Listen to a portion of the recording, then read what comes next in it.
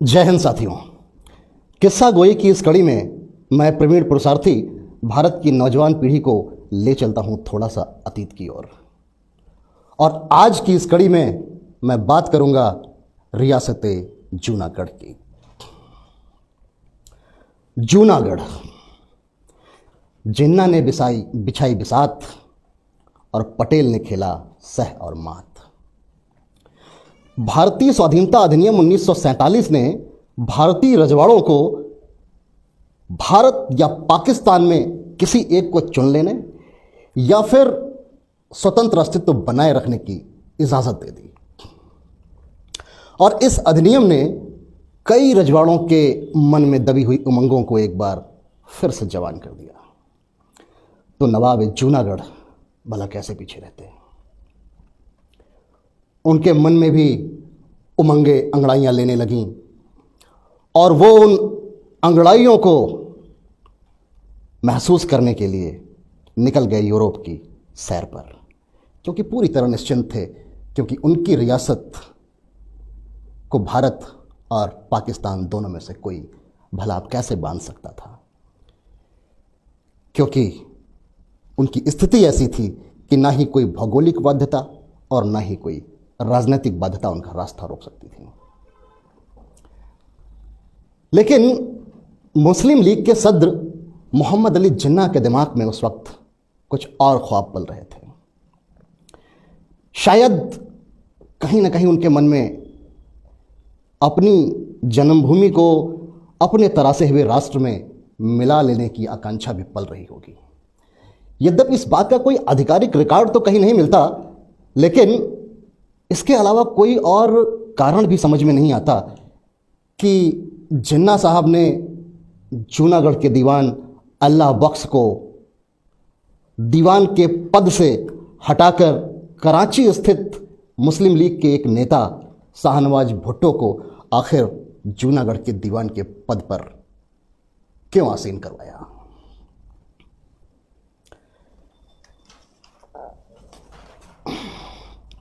दरअसल जूनागढ़ को लेकर के पाकिस्तान का कोई सामरिक, आर्थिक या राजनीतिक हित तो नहीं सकता, लेकिन भारत से कश्मीर को हथियाने के लिए जूनागढ़ को शतरंज की बिसात पर एक मोहरे की तरह बिछाने से जिन्ना को कोई परहेज भी नहीं था। जूनागढ़ के नवाब महावत खां के यूरोप से लौट कर आने पर दीवान शाहनवाज भुट्टो ने नवाब को सब्ज बाग दिखाकर उन्हें पाकिस्तान में विलय करने के लिए राजी कर लिया। शायद नवाब को भी कहीं यह बेहतर लगा होगा कि भारत की मुख्य भूमि पर रहकर अपनी आज़ादी को बचा पाना शायद कहीं मुश्किल हो जाए, लेकिन पाकिस्तान में विलय करके व्यवहारिक रूप से वो अपनी रियासत को स्वतंत्र बनाए रख सकते थे। दिन था 15 अगस्त 1947 का। भारत की जनता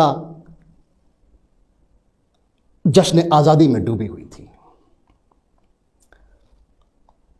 और उस आज़ादी के जश्न में नवाब महावत खां ने पाकिस्तान में जूनागढ़ रियासत के विलय की घोषणा करके एक खलल डाल दिया। अब हिंदुस्तान इस घोषणा पर पाकिस्तान की प्रतिक्रिया का इंतजार करने लगा। चूंकि भारतीय स्वाधीनता अधिनियम 1947 देसी रियासतों को भारत या पाकिस्तान में स्वेच्छा से मिल जाने की छूट देता था, इसलिए भारत प्रत्यक्ष रूप से कोई सैन्य कार्रवाई इस मामले में कर भी नहीं सकता था। और चूंकि जिन्ना ने धर्म के आधार पर ही एक नए राष्ट्र पाकिस्तान की मांग की थी, इसलिए भारत के नेताओं और तत्कालीन गवर्नर जनरल माउंटबेटन साहब को भी ये लगता था कि जिन्ना जूनागढ़ पर अपना दावा नहीं करेंगे, क्योंकि जूनागढ़ की 80% से अधिक आबादी हिंदू थी और वह भौगोलिक रूप से पाकिस्तान से कहीं बहुत दूर है। अब सभी जिन्ना की प्रतिक्रिया का इंतजार कर रहे थे, लेकिन हुआ यूं कि पाकिस्तान ने इस मसले पर एक कूटनीतिक चुप्पी साध ली। दरअसल अब जूनागढ़ की स्थिति जम्मू कश्मीर से ठीक उलट हो गई थी और पाकिस्तान कश्मीर पर मोलभाव करने की स्थिति में आ गया था। मुस्लिम बहुल जम्मू कश्मीर राज्य में हिंदू राजा हरि सिंह पर भारत सरकार भारत में विलय करने के लिए लगातार दबाव बना रही थी। इसी बात का तोड़ निकालने के लिए जिन्ना ने जूनागढ़ में शतरंज की यह बिसात बिछाई और कहना गलत नहीं होगा कि जिन्ना साहब पहली बाजी मार ले गए। सारी परिस्थितियों को ठीक से आंकने के बाद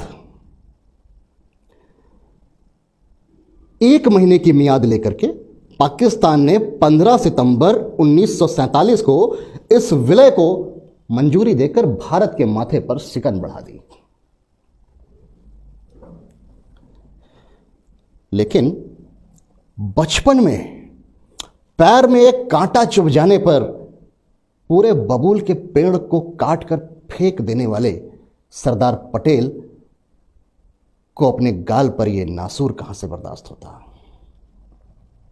पटेल ने अपने सचिव वीपी मेनन को नवाब से बात करने के लिए जूनागढ़ भेजा, लेकिन नवाब ने मेनन से बात करने के लिए अपने दीवान भुट्टो को आगे कर दिया और भुट्टो एक मंझे हुए राजनीतिक की भांति 2 कदम आगे और 4 कदम पीछे चलते रहे। बहुत जल्द मेनन को यह अंदाजा हो गया कि भुट्टो और जूनागढ़ से अब कोई बात बनने वाली नहीं है। उन्होंने पटेल साहब को सारी बात की रिपोर्ट की। पटेल जी अब राजनीति छोड़ कूटनीति पर उतर आए।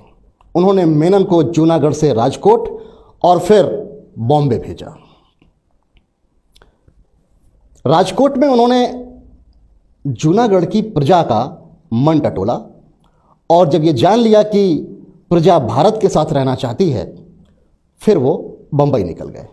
दरअसल बॉम्बे में काठियावाड़ के बहुत सारे समृद्ध व्यापारी व्यापार के सिलसिले में निवास करते थे और उनसे मुलाकात के मायने बहुत अलग हो सकते थे। काठियावाड़ राजकीय परिषद के नेता UR ढेबर और वंदे भारत अखबार के संपादक और गांधी जी के भतीजे श्री श्यामल गांधी से मेनन ने बात की और उनकी सहायता से बंबई में 25 सितंबर 1947 को जूनागढ़ की निर्वासित सरकार का गठन कर दिया। यह एक बहुत बड़ी कूटनीतिक पहल थी जिसका परिणाम भी बहुत सुखद निकला। इस निर्वासित सरकार को गुजराती में आरजी हुकूमत कहा जाता है, जिसे अनधिकारिक रूप से भारत सरकार का पूरा समर्थन हासिल था। उधर जूनागढ़ की प्रजा, जिसमें हिंदू भी थे और मुस्लिम भी शामिल थे, सभी नवाब के इस निर्णय के खिलाफ बहुत आक्रोशित थे और प्रदर्शन कर रहे थे। एक दूसरे कूटनीतिक प्रयास के तहत भारत सरकार ने जूनागढ़ के क्षेत्राधिकार के अंतर्गत आने वाली 2 छोटी छोटी रियासतों मांगरोल और बाबरियावाड़ को भारत के साथ विलय करने हेतु मना लिया। अब जब इन रियासतों ने भारत के साथ विलय करने की घोषणा कर दी तो अपने उस क्षेत्र की सुरक्षा की आड़ में भारतीय सेनाओं ने जूनागढ़ को चारों तरफ से घेर लिया और साथ में जूनागढ़ की समुद्री सीमाएं भी सील कर दी ताकि पाकिस्तान की तरफ से कोई हरकत या जूनागढ़ की कोई मदद करने की कोशिश ना हो सके। दिन था 24 अक्टूबर 1947। अब नवाब को अपना मुस्तकबिल स्याह नजर आने लगा और उसे पाकिस्तान में शरण लेने के अलावा कोई भी दूसरा रास्ता नहीं सूझा। 25 अक्टूबर की काली रात को नवाब अपनी रियासत को दीवान शाहनवाज भुट्टो के भरोसे छोड़कर अपने परिवार और अपने 800 पालतू कुत्तों के साथ हवाई रास्ते से कराची भाग। विद्रोही जनता निर्वासित आरजी सरकार की गतिविधियां और खाली खजाने ने जूनागढ़ के दीवान को बहुत दिन तक खुशमिजाज रहने नहीं दिया। वह पूरे चक्रव्यूह में कुछ ऐसा फंसा कि उसने आरजी हुकूमत से जूनागढ़ को टेक ओवर कर लेने की अपील कर दी। फिर क्या था, भारत सरकार को इसी बात का तो इंतजार था बिना एक भी गोली चलाए, बिना एक भी कतरा लहू बहाए, भारत सरकार ने जूनागढ़ को भारतीय संघ का हिस्सा बना लिया। वो तारीख थी 9 नवंबर 1947। आज भी जूनागढ़ की प्रजा 9 नवंबर 1947 को ही अपना स्वाधीनता दिवस मनाती है। और इस प्रकार ये थी कहानी जूनागढ़ की आज़ादी की और अपनी विसात पर जिन्ना की मात और सरदार पटेल की जीत की। जय हिंद।